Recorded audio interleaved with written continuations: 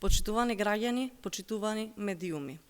Додека надлежните си ја префрлаат топката кој е виновен, пациентите на клиниката за онкологија и радиотерапија 7 дена се без потребната биолошка терапија која им е животно потребна.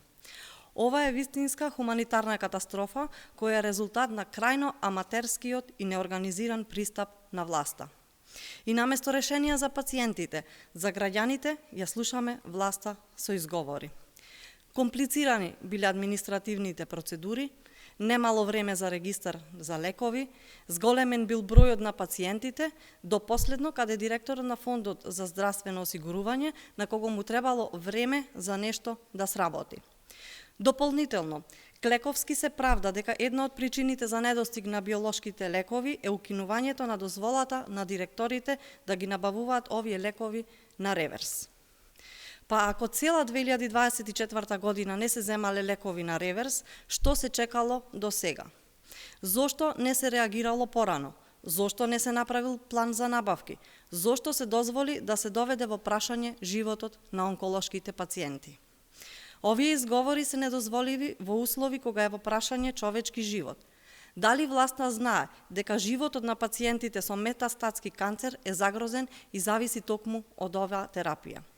Одговорноста за голготата низ која поминуваат онколошките пациенти е целосно кај власта поради неодговорно и ненавремено планирање и финансирање на јавните набавки за овие лекови. Онколошките пациенти од цела Македонија се соочуваат со недостиг на потребната терапија, недостиг на здравствен кадар и елементарни услови за лекување.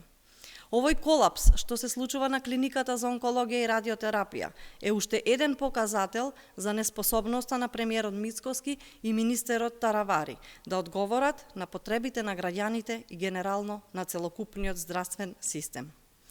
Нема ништо од ветувањето за реформи и подобрување на здравствениот систем. Ова е тотална незаинтересираност и неодговорност кој пациентите чието здравје е доведено во прашање.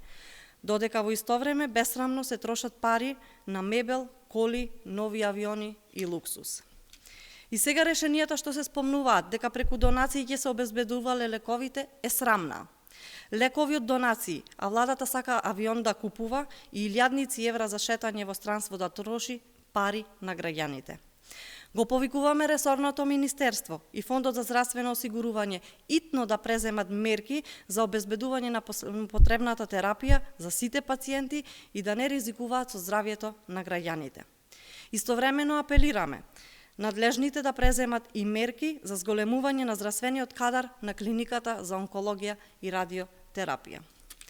Почитувани, граѓаните заслужуваат здравствен систем кој функционира превентивно, одговорно и во интерес за нивното здравје. Никој и ниту една влада нема право да го ризикува здравјето на граѓаните. Благодарам.